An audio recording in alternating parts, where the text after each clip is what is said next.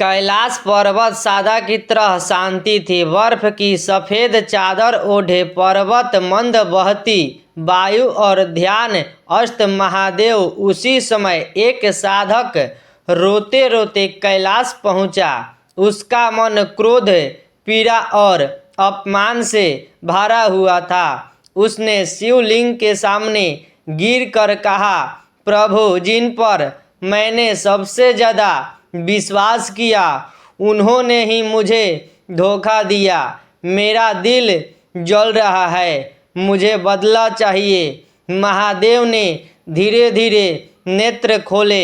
उनके चेहरे पर न क्रोध था न करुणा का दिखावा, बस गहन शांति। उन्होंने साधक से पूछा, तुम बदला क्यों चाहते हो? साधक बोला, क्योंकि उन्होंने मुझे तोड़ा है, उन्हें सबक सिखाना चाहता हूँ। महादेव मुस्कुराए, बोले, धोखा देने वाले को सबसे बड़ा सबक क्या है जानते हो? साधक चुप रहा। महादेव ने त्रिशूल भूमि पर रखा और बोले, जो तुम्हें धोखा दे उससे युद्ध मत करो। उसे वही सिखाओ जो उसने कभी नहीं सीखा, सत्य, धैर्य और आत्मबल।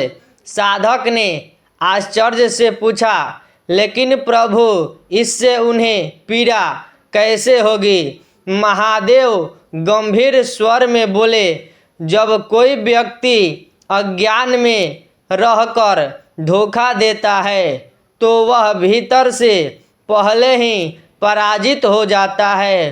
तुम यदि क्रोध में बदला लोगे तो तुम भी उसी स्तर पर उतर जाओगे, पर यदि तुम शांत रहकर आगे बढ़ जाओगे, स्वयं को मजबूत बनाओगे, सफल बनोगे तो तुम्हारी प्रगति ही उनका दंड बन जाएगी। महादेव ने गंगा की ओर इशारा किया।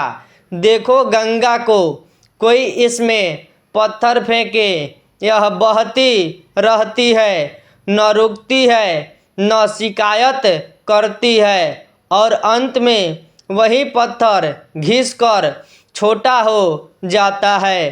फिर महादेव बोले, सिखा दो उन्हें जो तुम्हें धोखा दे कि हर किसी को तोड़ना आसान है, पर टूटकर भी खड़ा रहना केवल शक्तिशाली आत्मा ही जानती है। साधक का मन धीरे धीरे शांत होने लगा।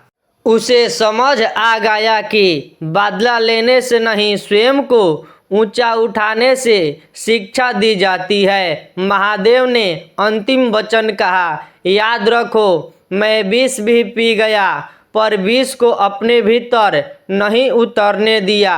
तुम भी धोखे को स्वीकार करो पर उसे अपने चरित्र में मत उतरने दो। साधक ने नतमस्तक होकर प्रणाम किया। उसकी आंखों में अब आंसू नहीं बल्कि दृढ़ संकल्प था और कैलाश पर फिर से वही शांति छा गई जहां महादेव सिखाते हैं कि धोखा देने वाले को सबसे बड़ा सबक तुम्हारी मजबूती और मौन सफलता होती है। हर हर महादेव। ये थी आज की वीडियो। पसंद आए तो चैनल को सब्सक्राइब करें। धन्यवाद।